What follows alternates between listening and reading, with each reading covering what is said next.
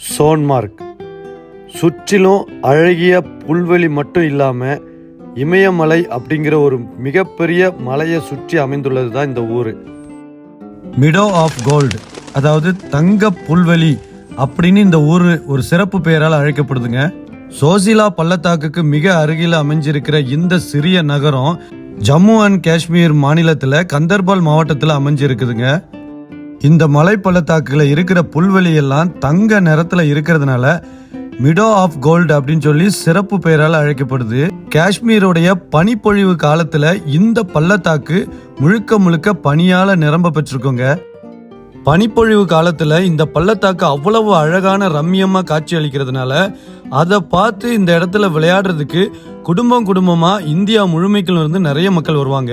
கடல் மட்டத்திலிருந்து 11,000 அடி உயரத்துல ஹிமாலயன் மலை மேல இருக்கிறதுனால லடாக்கு காஷ்மீர் இடையிலான முக்கிய ஒரு இணைப்பு சாலையா இந்த ஜோசிலா பாஸ் இருக்குது. கடுமையான பனிப்பொழிவு காரணமா குளிர்காலத்துல இந்த சாலை மூடப்பட்டு பிப்ரவரி மாசத்திலிருந்து ஜூலை மாசம் வரையிலான காலகட்டத்தில் டூரிஸ்ட் பயணங்களுக்காக திறந்து விடப்படுது. பெரும்பான்மையான மக்கள் இந்த இடத்துக்கு குடும்பமா தான் வர்றாங்க. இங்க தங்கும் விடுதிகள் நிறைய இருக்கு. ஒரு நாள் இரவை இங்க கழிச்சிட்டு பகல் முழுமைக்கும் இந்த பகுதியோட பள்ளத்தாக்குகளில் பயணம் பண்ணுறதும் இந்த பகுதிகளை சுற்றி பார்க்குறதும் அந்த ஐஸ் கட்டிகளில் விளையாடுறதும் தான் இங்கே உள்ள முக்கிய பொழுதுபோக்காக இருக்குது. உங்கள் நண்பர்களோடையோ குடும்பத்தோடையோ ஒரு குழு பயணம் பண்ணுறதுக்குண்டான வாய்ப்பு உங்களுக்கு கிடைச்சதுன்னா நிச்சயமாக இப்படி ஒரு அழகான இடமான சோனாமார்க் பள்ளத்தாக்கு வர்றதுக்கு மறக்கவே மறக்காதீங்க, மிஸ் பண்ணவே பண்ணிடாதீங்க. எத்தனையோ வெளிநாடுகளுக்கு போய் நாம பார்த்து ரசிக்கணும்னு நினைக்கிற மலைப்பகுதி பள்ளத்தாக்கு பகுதி அத்தனையுமே நம்ம இந்தியாவில் அருமையாக இருக்குது. இமயமலை பகுதியில் பிப்ரவரி மாதத்துக்கு அப்புறம் நீங்கள் பயணம் பண்ணீங்கன்னா ஒரு அருமையான வெள்ளை நிற பட்டாடை போத்துன மாதிரியான இமயமலை மலைகளை அழகாக பார்த்து அந்த பனிக்கட்டிகளில் அள்ளி கொஞ்சி விளையாடி மகிழலாம். இதுக்கு பக்கத்தில் இருக்க சோசிலா பாஸ் அப்படிங்கிற ஒரு கணவாய்க்கு போனீங்கன்னா கொஞ்சம் அசந்தாலும் மரணத்தில் முடிஞ்சு விடக்கூடிய ஆபத்தான வளைவுகளையும் குறுகலான சாலைகளையும் இந்த பயணத்தில் நீங்கள் பார்த்து அந்த அனுபவத்தை நீங்கள் ரசிக்கக்கூடிய வகையில் இந்த பள்ளத்தாக்கு பகுதியும் அந்த ஜோசிலா கணவாய் பகுதியும் உங்களுக்கு காண கிடைக்கும். குடும்பமாக போனீங்கன்னா பாதுகாப்பான தங்கும் விடுதிகள் நிறைய இருக்குது. நண்பர்களாக போனீங்கன்னா இந்த மாதிரி ஆற்றங்கரையில் உங்களுடைய சொந்த டென்ட்டை எடுத்து போட்டு இந்த அருமையான பள்ளத்தாக்கு பகுதியை நம்ம வாழ்க்கையில் ஒரு நேரமாவது ரசிக்கக்கூடிய முறையில் வாழலாங்க. நாங்களும் இந்த சோன்மார்க் பகுதிக்கு நேற்று மாலை நண்பர்களாக இணைந்து வந்தோம். இந்த பகுதியை ரொம்ப ரசித்து இந்த நைட்டு முழுக்க நாங்கள் என்ஜாய் பண்ணோம். இன்றைக்கும் காலையில் கிளம்பி நாங்கள் அடுத்த பகுதிக்கு போகிறதுக்கு முன்னாடி இந்த அழகான ஊரை பற்றின ஒரு வரலாற்று சிறப்புகளையும் தெரிஞ்சுக்கிட்டு அந்த ஊரை எங்களுடைய கழுகு பார்வை காட்சிகளில் பார்த்து ரசிச்சுக்கிட்டு இருக்கோம்.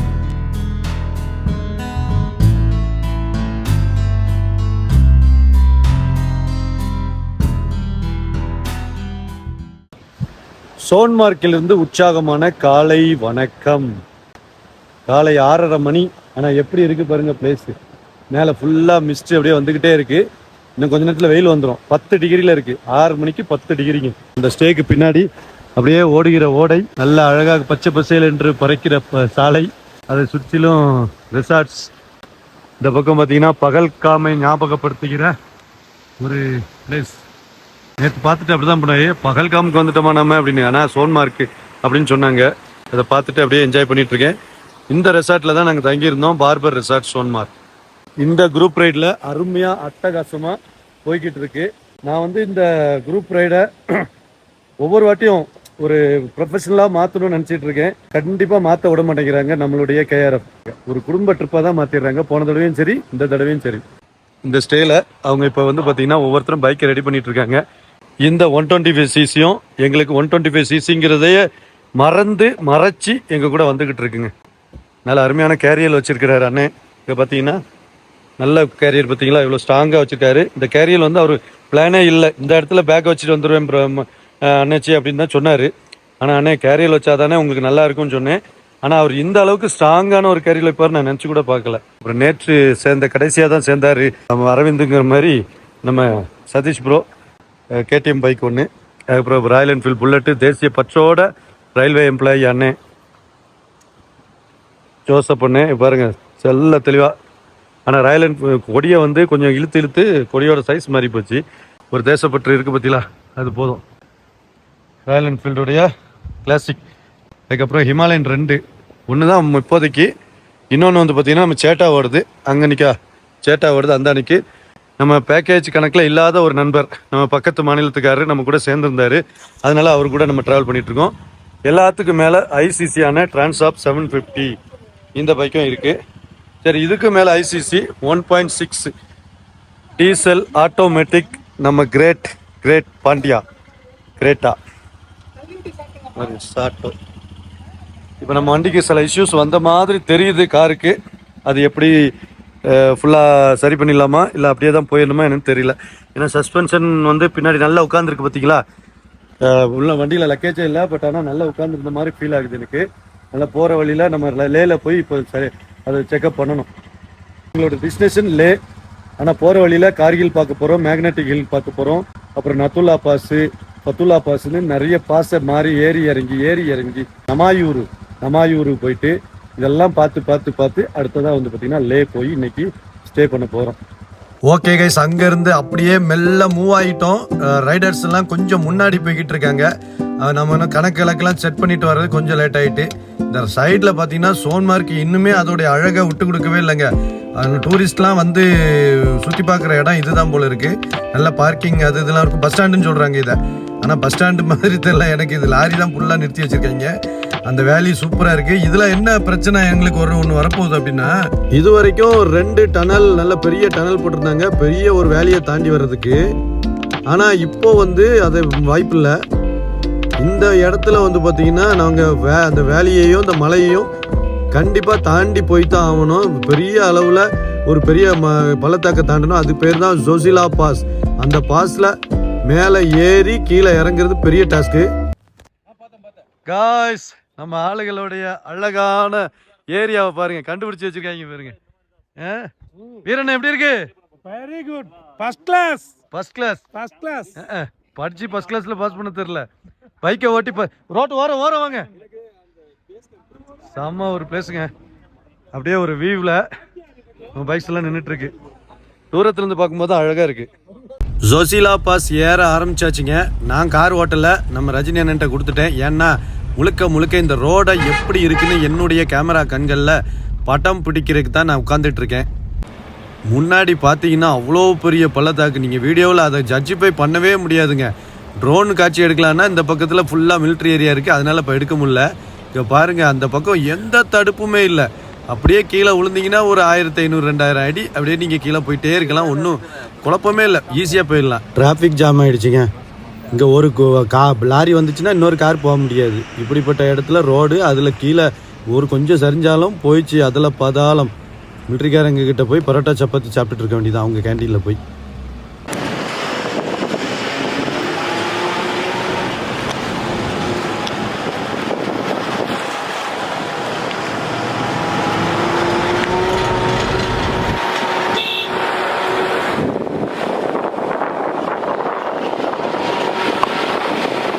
இந்த ஜோசிலா பாஸ் மட்டும்தான் இந்த லடாக் ரீஜனில் ஒரு பெண்டிங் இருக்கிற ஒரு இடம். இதுலேயும் டனல் போட்டு விட்டாங்கன்னா நீங்கள் இவ்வளோ கஷ்டப்பட்டு போக வேண்டாம் அப்படின்னு சொல்லி தான் வெயிட்டிங்கில் இருக்குது.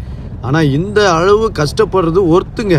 இவ்வளோ பெரிய மலைகளையும் பள்ளத்தாக்குகளையும் உயிரை கையில் பிடிச்சிட்டு போகிறது நம்மளை மாதிரி காரில் போகிறவங்களுக்கு சுகம், பட் லாரியில் போகிறவங்களுக்கு ரொம்ப ரொம்ப கஷ்டங்க.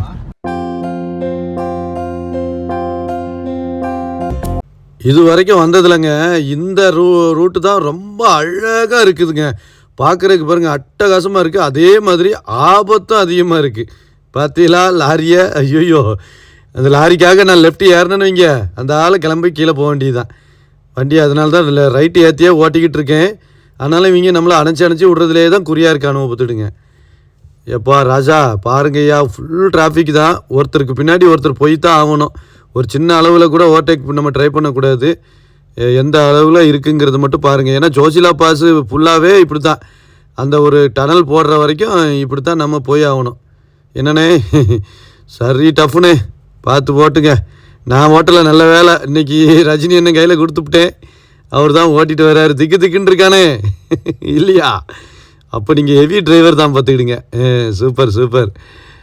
ஐயோப்பா, எல்லாம் ஹெவி வெஹிக்கிள் தாங்க. இப்போதைக்கு ஒரு பெரிய அளவில் ஸ்னோஃபால்லாம் இல்லை பற்றிலாம். இப்போ கொண்டு போய் ஜாமானை கொண்டு போய் அங்கே லே லதாக்கில் விட்டா தான் இன்னும் ஒரு 6 மாதம் கழித்து ஸ்னோஃபால் வந்தப்புறம் ஒருத்தருமே உள்ளே விட மாட்டாங்க. அது வரைக்கும் அந்த ஜாமான்லாம் வச்சு யூஸ் பண்ண முடியும் அவங்க.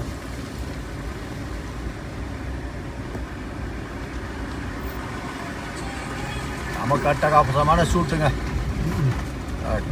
இந்த ஷர்ட்டு செய்யறேன்டா வீடியோவை.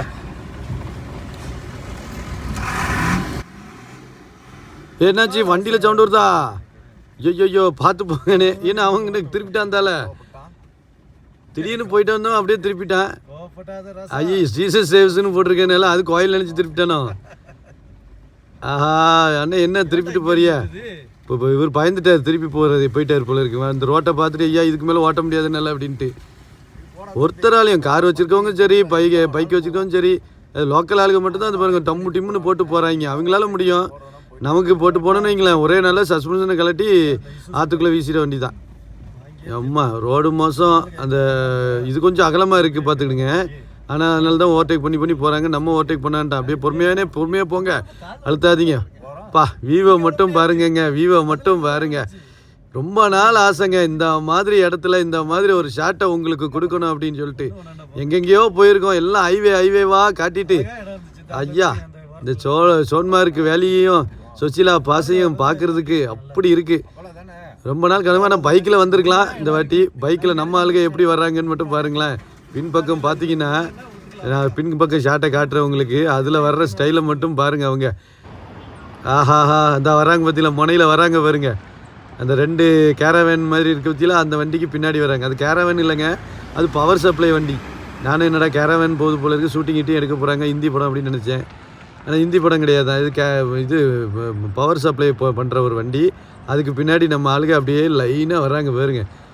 நல்ல ஒரு எக்ஸ்பீரியன்ஸ் நம்ம மக்களுக்கு. இது வரைக்கும் தமிழ்நாட்டில் ஊருக்குள்ளே மட்டும் ஓட்டிகிட்டு இருந்த ரைடர்ஸு பெரிய ரைடர்லாம் போனதில்லை. நம்ம குரூப்பில் இருக்க ஒரே ஒருத்தர் மட்டும்தான் ரைடு போயிருக்காரு. மற்ற எல்லாருமே ஃபஸ்ட்டு டைம் வந்திருக்காங்க. அதுவும் இமயமலைக்கு அவங்க பைக்கை தூக்கிக்கிட்டு.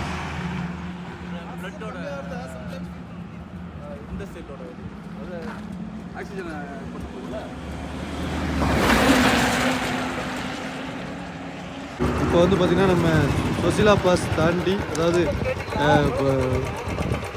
தாண்டி நம்ம வந்து நிற்கிறோம். சரியான ஒரு இடங்க.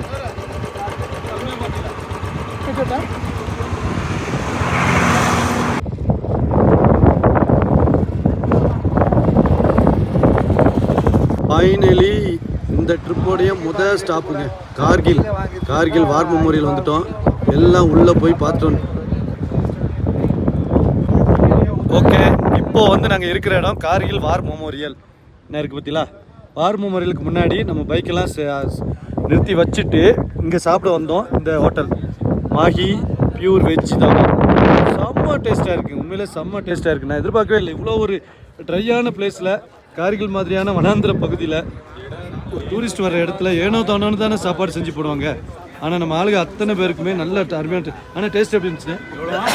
ஆனால் டேஸ்ட் எப்படி இருந்துச்சு? நல்லா இருந்துச்சு. ஆனால் நீங்கள் சாப்பிட்டு இருக்கீங்க, நீங்கள் சூப்பராக இருக்குது. ஏனோ தானோன்னு டூரிஸ்ட் வர இடமாச்சே, எப்படியோ செஞ்சு கொடுப்போன்னு இல்லாமல் அருமையாக செஞ்சு கொடுத்த நம்ம தீதிக்கு வந்து ஒரு பாராட்டில் சொல்லிடுவோம். இங்கே காயல் ரைடர் ஒட்டியாச்சு, யாராவது வந்தால் பார்க்க. அவங்க தான் செஞ்சு கொடுத்தாங்க.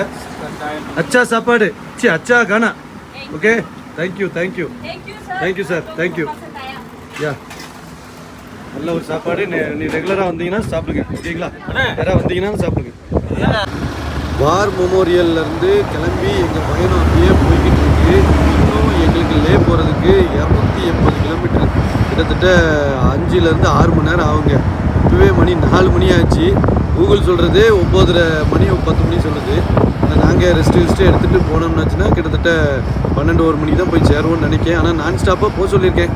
மக்களை எங்கேயுமே நிற்காதீங்க, போயிட்டே இருங்க அப்படின்னு சொல்லியிருக்கேன். யார் ஃபாலோ பண்ணுவா, யார் அதை வித்ட்ரா பண்ணி அதால் எங்கேயாவது பிரேக் அடித்து நின்றுட்டு இருப்பாங்கன்னு தெரியல. போகிற வழி நல்ல ஸ்மூத்தான ரோடுங்க. நம்ம அந்த சோன்மார்க்கு தாண்டி வந்ததுக்கப்புறம், அந்த டனல் தாண்டினதுக்கப்புறமே கிட்டத்தட்ட நல்ல ரூட்டாக இருக்குது. பார்க்க சூப்பராக இருந்துச்சு. இன்றைக்கி சண்டே அப்படிங்கிறதுனால கொஞ்சம் அங்கங்கே கொஞ்சம் ஈவெண்ட்லாம் நடந்துகிட்டு இருந்துச்சு. அதையும் பார்த்தோம். புத்திஸ்ட்டு ஈவெண்ட்டு கொஞ்சம் நடந்துகிட்டு இருந்துச்சு. இதுதான் ஃபஸ்ட் டைம் வந்து புத்திஸ்ட்டு மக்கள் குழுமி இருந்து அவங்க டெம்பிளில் வழிபாடு நடத்துகிறத பார்க்குறேன். அப்படியே கொஞ்சம் தூரம் போனதுக்கு அப்புறம் நமக்கு வந்தது பார்த்திங்கன்னா நம்கீலா பாஸ். நம்கீலா பாஸுங்கிறது ஒரு நம்ம அந்த ரூட்டில் வர்ற பாஸில் 2 பாஸ். அது ஒன்று நம்கீலா, ஒன்று ஃபத்துலா. ஃபத்துலா பாஸுக்கு முன்னாடி நம்கீலா பாஸ் வந்திருக்குது. யாருமே இல்லை. ஆனால் அங்கேயே குளிர ஆரம்பிச்சிட்டு, சரியான குளிர், இறங்கி நிற்க முடியல, காற்றும் பிச்சுக்கிட்டு அடிச்சுது. அதனால் நம்ம பாண்டியாஸை அதில் விட்டு ஒரு 2 ஃபோட்டோ எடுத்துருவோம் அப்படின்னு சொல்லி பாண்டியனை கம்பீரமாக நிற்க வச்சு ஐ லவ் ப்ரோ அதுக்கு முன்னாடி நின்று ஃபோட்டோ எடுத்துகிட்டு இருக்கோம். காய்ஸ், நம்ம வந்து தூத்துக்குடி காயல்பட்டினத்துலேருந்து லே சிட்டிக்கு பக்கத்தில் வந்துட்டோம். இன்னும் வந்து பார்த்தீங்கன்னா லே சிட்டிக்கு ஒரு 40 கிலோமீட்டர் இருக்கு. ஆனால் என் வண்டி 4000 கிலோமீட்டர் ரீச் ஆச்சு. வீட்டு வாசலில் ட்ரிப்பையே போட்டேன். அதுல இருந்து இங்கே வரைக்கும் 4000 கிலோமீட்டர் ஆடி இருக்குங்க. 92,160 கிலோமீட்டர் மொத்தம் ஓடி இருக்கு. மணி வந்து 9:45 ஆகுது. 9:45. நாங்கள் வந்திருக்கிறது பார்த்தீங்கன்னா லே லடாக் வந்தாச்சு. கொஞ்சம் கஷ்டமாக இருக்குது. 4030 கிலோமீட்டர் சூமாகமணிக்க இந்த 4030 கிலோமீட்டர் ட்ராவல் பண்ணி லேக்கு வந்துட்டோம். நான் அண்ணன் பரஞ்சோதி அண்ணன். எப்படிண்ணே, சந்தோஷமா? சூப்பர்ண்ணே. திருச்சியிலேருந்து அண்ணன் ஏறினாப்புல சாதனை. அப்புறம் ரஜினி அண்ணன் பெரிய 4000 கிலோமீட்டரில் 3500 கிலோமீட்டர் அண்ணன் தான் ஓட்டிட்டு பாப்புல. சூப்பர், எல்லாம் சக்ஸஸாக வந்தாச்சு. நம்ம ரைடர்ஸும் இங்கே நிற்காங்க. ஹாய் ப்ரோ, ஹாப்பியா? பின்னாடி சந்தியில் அங்கே நிற்கிறாப்புல. அப்படியே நாங்கள் ரூமுக்கு போக போகிறோம். இன்னும் ஒரு 8 கிலோமீட்டர் இருக்குது ரூமில் போய் கண்டினியூ பண்ணுறேன்.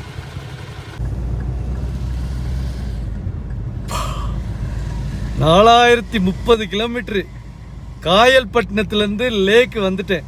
மிட் நைட்டு 10 மணி ஆகுது. பயணங்கள் எப்பவுமே அருமையான அனுபவத்தை கொடுக்கும். அதுவும் சாகச பயணம் இன்னுமே அற்புதமான ஒரு புது உயிர்ப்பை நமக்கு கொடுக்கும். அந்த உயிர்ப்பு தான் நாங்கள் எனக்கு இன்னைக்கு வந்திருக்கு. மறுபடியும் அருமை அருமை. சப்போர்ட் கொடுத்த அத்தனை கையார்ப்புக்கும் நன்றி. மற முடியாது.